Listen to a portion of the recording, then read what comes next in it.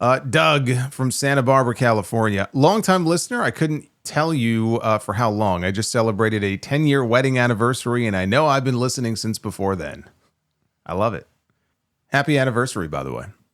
My question is in regards to the XWF. Can you give a brief overview of what this was? I came across some clips and had never heard about this promotion. From my understanding, this is after WCW folded, and there was an attempt to create a new promotion. The YouTube clips show top guys like Hogan and Piper to unknowns like a young AJ Styles.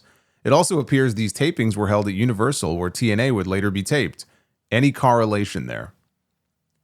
So the XWF was born out of the idea that Hulk Hogan would be involved, and it would basically be built around him, and they would tape at Universal Studios, but they struggled to get a TV deal, and that ultimately is what killed them. I think Kevin Harrington was involved. You know, he's like one of these CEO entrepreneur types. He was pumping money into it. He's been a guest shark at times on Shark Tank, if that name sounds familiar. They did get some big names. They had Hogan, obviously, although he was never actually signed. But they had Hogan, because like Brian Knobbs and Jimmy Hart were involved in this. So of course, you know, Hogan's friends with them. Roddy Piper, Kurt Hennig, the Road Warriors, Sable, Mean Gene, Jerry Lawler. This was right before WWE brought him back. And I mean right before. Like a few days later, I think they called him and they brought him back. But they made Piper the commissioner. I think Sable was like the CEO or something. Hogan worked a match against Hennig at one of the tapings. And Hennig was gone not long after that when WWE brought him back for the Royal Rumble in '02. Hennig was going to be one of their featured guys, so that was a blow. They tried a house show tour. It did not do well. They just couldn't get a TV deal. Like nobody was interested, so it just sort of petered out. Not until after all of the investors, of course, lost a bunch of money trying to launch this thing, right? With Hogan thinking Hogan would be the lead attraction.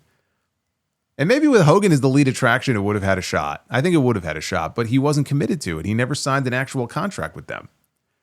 So it was never going to work. It was just a money pit. Yeah, and I mentioned Hennig ended up going back to WWE in January of '02. Hogan went back like 2 months later. He was not even 2 months, a month later. He was back in WWE also. But yeah, it was a money pit. TNA starting up around the same time had nothing to do with anything, right? Same with Ring of Honor, which also started around that time.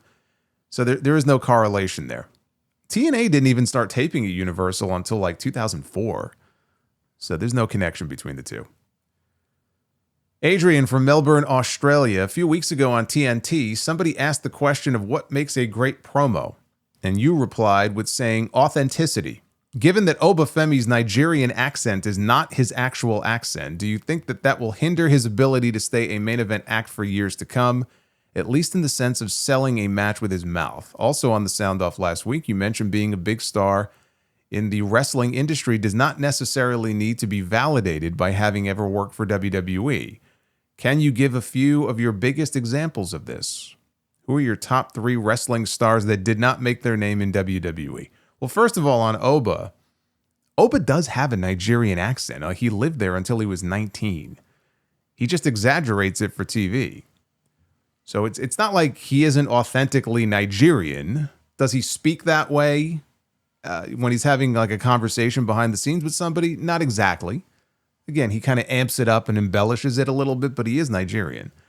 And I wouldn't be shocked if he tones it down a little bit as time goes on. But no, I don't see it negatively affecting him or people looking at him as not being authentic or main event worthy or anything like that. So no, to answer your question, no, he's going to be fine. On your second question, as far as becoming big stars outside of WWE, Sting is still the big one. I mean, he did eventually go there, but he was already a made man by that point. If you want me to give you a top 3, I mean, look, of course I can go into big names out of Japan and big names out of Mexico and, you know, Santo. And I mean, we can, Ricky Dozan, without going into those names. If I had a top 3 in no particular order, Sting would be on there, obviously. Kenny Omega, Kazuchika Okada. Omega and Okada are the 2 that are still active as we speak that, like, come on, dude. Like, how do you not think of those guys? You could throw Muta in there. Throw the great Muta in there too, right? There's lots of them. Richie from Long Island, New York. I was rewatching your top 9 WWE promo videos that you did back in January of 2019. Since then, would there be any WWE promos that you would add to the list that happened from 2019 to the present day? Just one.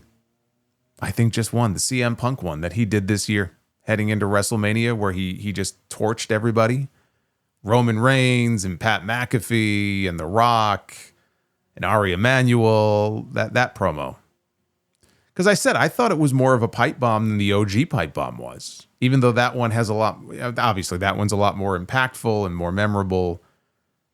The only other one that I might throw in there, and it's tough because it's a 3-way promo as opposed to just one guy going out there and going off, which is what my list was all about. But if there was one, maybe the one with Punk and Rollins and Drew McIntyre 2 years ago heading into WrestleMania 40, because that was great. But I don't know that I would count that one, any more than I would the best of the Sami Zayn Bloodline segments. I don't really see those as just straight promos. But if you want to check out my original list, I've got all the segments pulled from the Sound Off in a playlist on the YouTube channel. Just go under the playlist tab and look for top 9 WWE promos, and you can go through all of them there.